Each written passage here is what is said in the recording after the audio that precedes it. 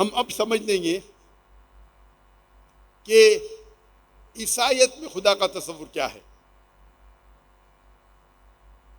عیسائیت میں خدا کا تصور ذکر کرنے کے پہلے میں یہ کہنا چاہوں گا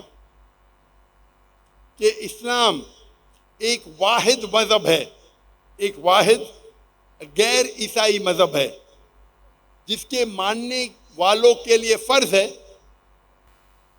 اسلام ایک واحد غیر عیسائی مذہب ہے جس کو ماننے والوں کے لیے یہ فرض ہے کیا وہ عیسیٰ علیہ السلام میں مانے۔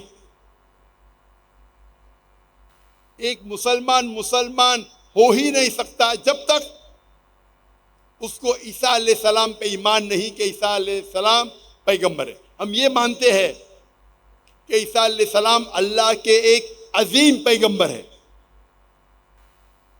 ہم یہ مانتے ہیں کہ عیسیٰ علیہ السلام